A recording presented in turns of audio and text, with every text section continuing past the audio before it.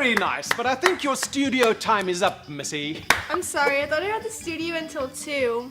Listen, I have an email from Mark Gilbert confirming that I have the studio at 1 sharp. And as you can see, it's 57, 58, 59. It's 1 right now.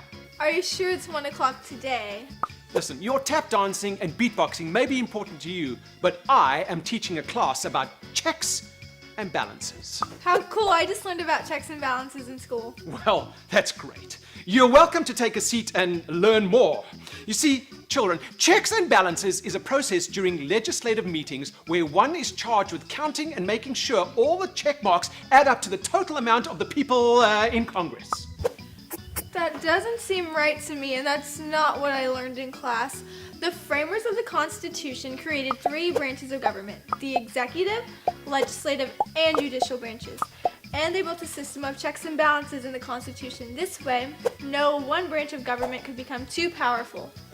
Well, goodness gracious me. So what you're saying is that the government is set up so no one branch has all the power. Exactly, you got it.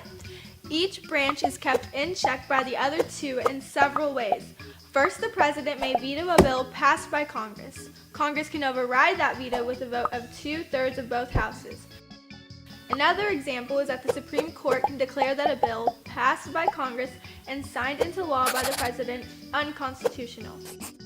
That power is balanced by the fact that members of the Supreme Court are appointed by the president, and the appointed must be approved by a majority of the Senate. Exactly, that's precisely what I said from the get-go.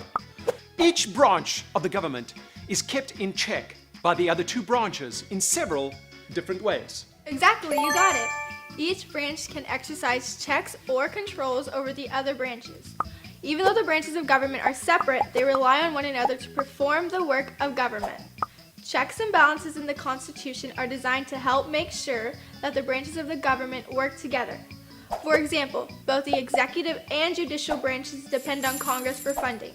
Another example is that the president can negotiate a treaty with a foreign country, but that treaty has to be approved by 2/3 of the Senate.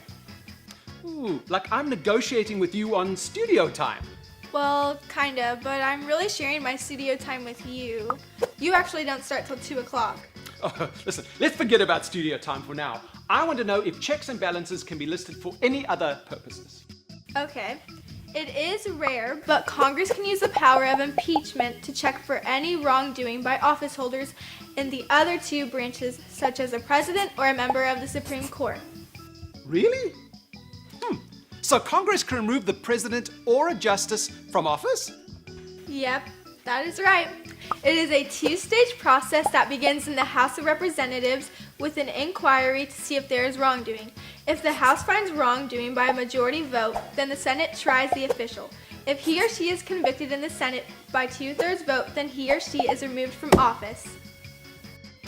I must say, you made that sound pretty easy. Thanks. Do all the kids know this much about this stuff? We actually watched a video about it. Ah, you learned about it in a video. Makes sense.